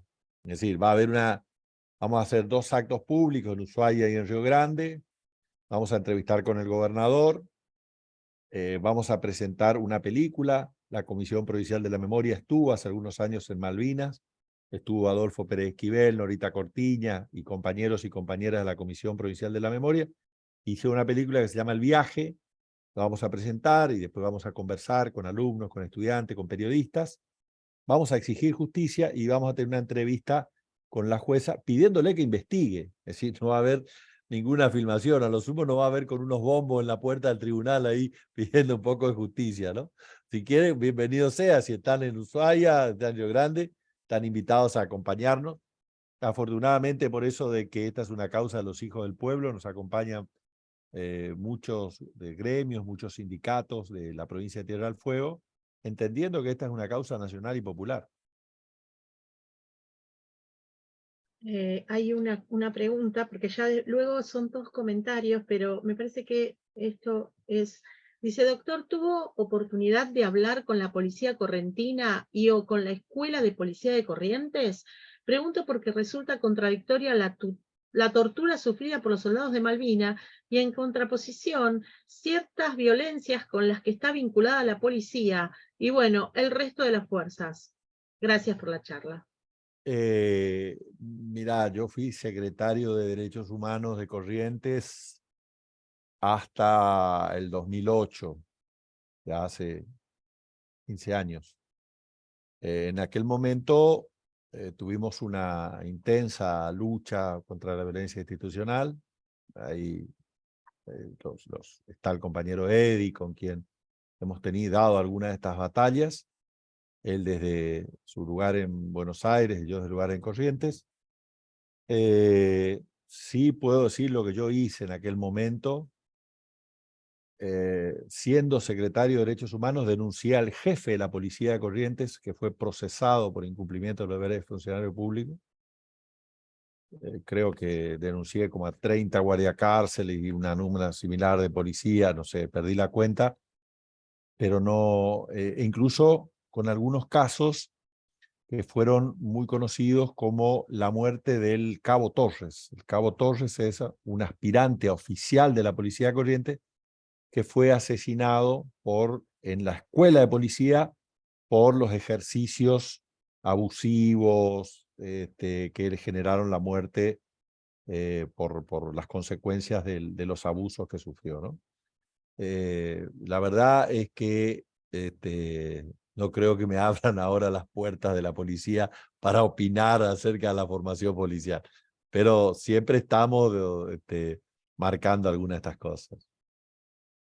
Bueno, vamos a ir cerrando con el tema preguntas. Ahora dedícate a escuchar porque lo que voy a leerte son comentarios, son Bueno. afirmaciones, comentarios, no son preguntas específicamente.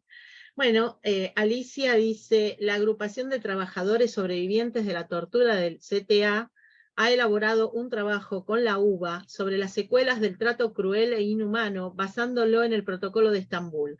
Tenemos un enunciado de una ley de reparación de la salud de los extorturados y torturadas, por supuesto, incluyendo a las excombatientes. Ave de Mendoza dice, Giachino, oficial del ejército en Mendoza y genocida de la dictadura que hoy se sigue honrando en Mendoza, a él y a su avión, mientras se hunden en el anonimato a los verdaderos combatientes. Siempre imprescindible el encuentro con vos, Pablo, para seguir construyendo la memoria completa.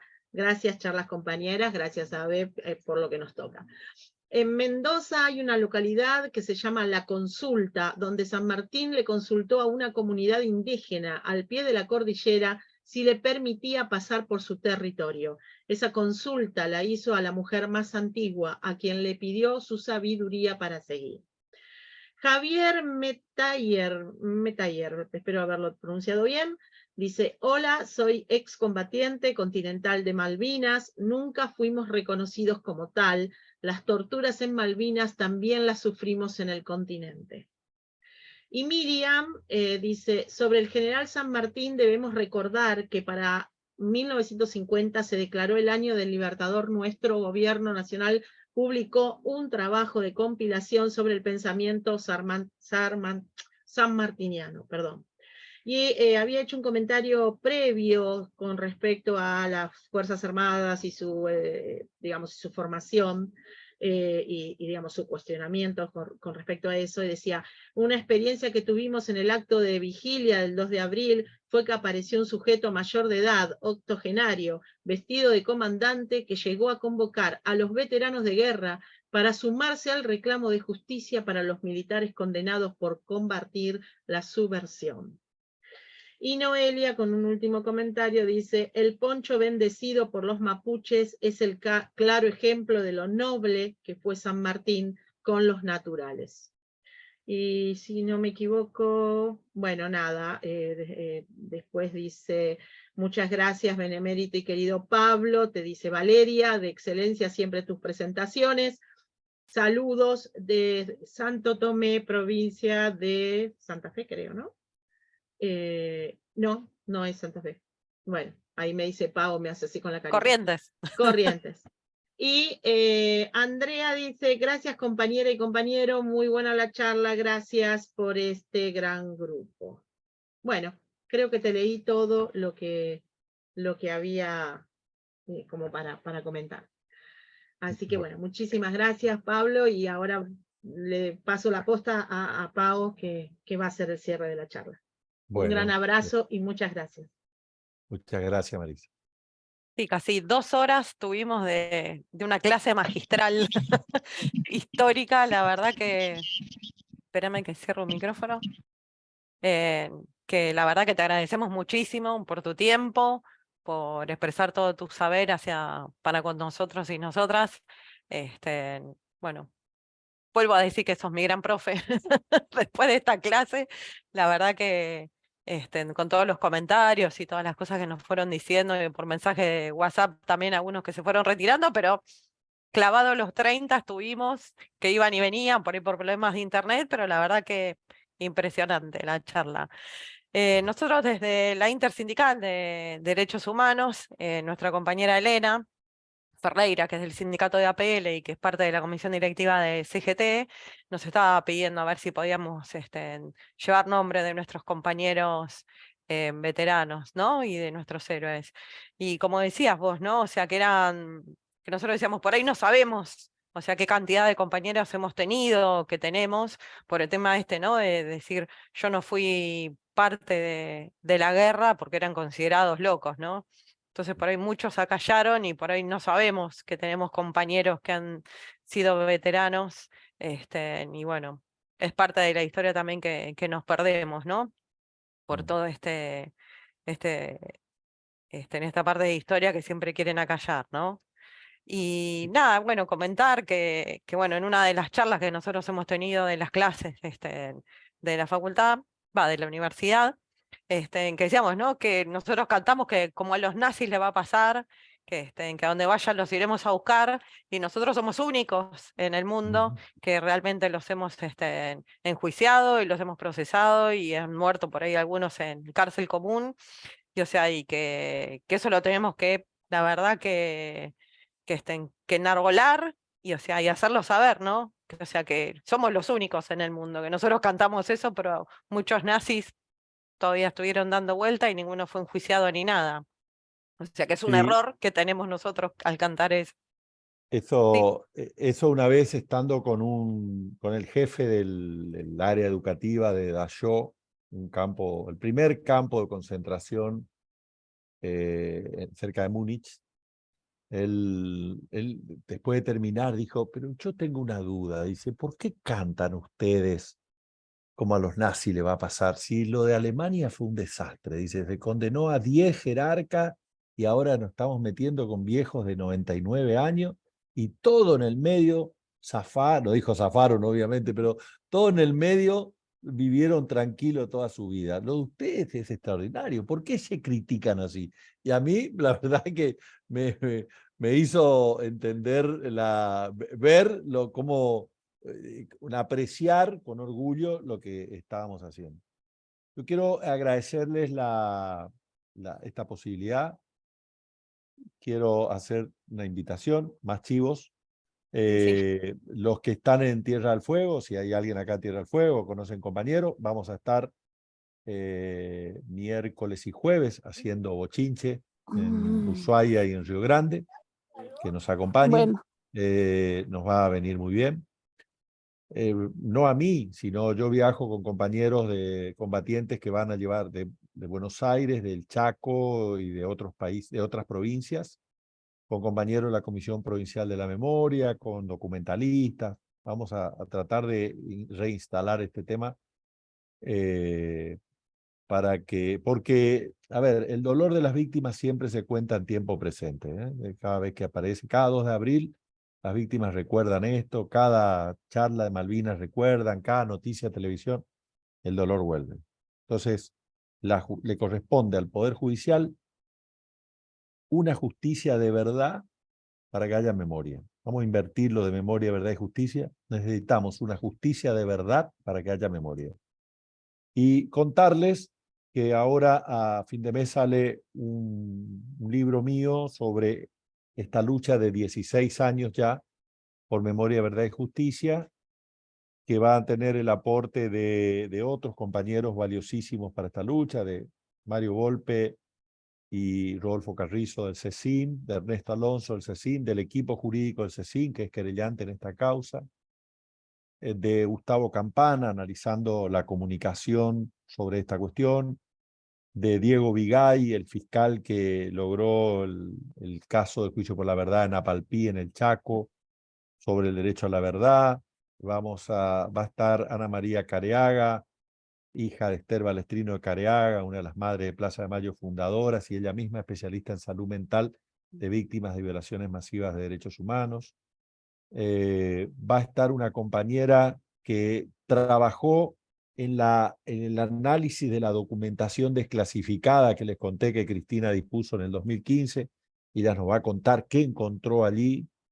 Tiene el prólogo de Tati Almeida y de Estela de Carlotto, de un texto de Alejo Ramos Padilla, que fue abogado de esta causa, o sea que, con lo cual, cuando uno hace este tipo de libros, no tiene la mirada de que se va a enriquecer como Gabriel García Márquez, sino de que esto es un instrumento de lucha, es un instrumento de difusión, es un instrumento de verdad. De hecho,